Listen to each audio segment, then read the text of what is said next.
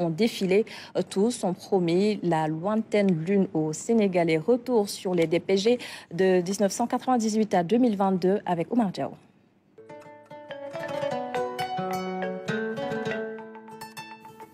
Cinquième dans l'ordre des DPG de l'histoire du Sénégal, Mamadou Lamine Loum, nommé Premier ministre en mai 1998.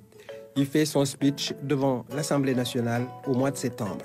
Moustapha Niasse, tel un phénix des hôtes des affaires publiques, devient Premier ministre le 19 mars 2000 dans le premier gouvernement de l'alternance. Il va faire sa DPG le 20 juillet.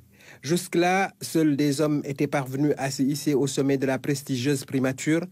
Wade casse les codes et nomme la première dame au poste, pas Viviane, mais Madame le juge Mame Madior Boye. Son discours de politique générale portait principalement sur la rigueur et la transparence.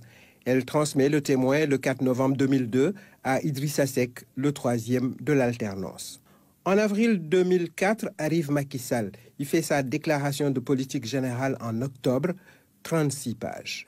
Après, c'était au tour de Cheikh Agibou Soumaré, nommé Premier ministre le 13 juin 2007, après la réélection du président Abdoulaye Wade pour un deuxième mandat. Le 11e Premier ministre de l'histoire du Sénégal a passé sous les fourches de la DPG et Maître Souleymane Ndéné Ndiaye, nommé à la tête du gouvernement le 10 avril 2009.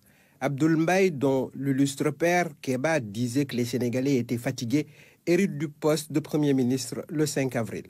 Le 1er septembre 2013, Aminata Touré remplace Abdoul Mbaye, devenant ainsi la deuxième femme au poste. Mimi transmet le témoin à Mohamed Boun Abdallah Dionne, nommé le 6 juillet 2014.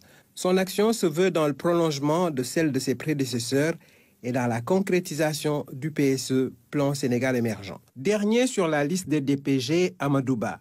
Il a tenu sa déclaration de politique générale le 1er décembre 2022. Quant à Maître Sidiki Kaba, il n'aura pas eu le temps de faire son grand oral, tout est allé si vite.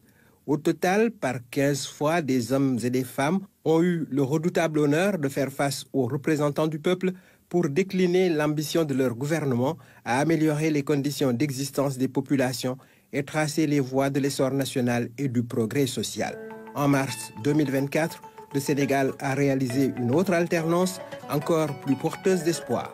Ousmane Sonko est devenu Premier ministre du président Bassirou Diomaye Faye. Il va se retrouver à l'hémicycle pour défendre le projet dont tout le monde attend qu'il se mue en concret.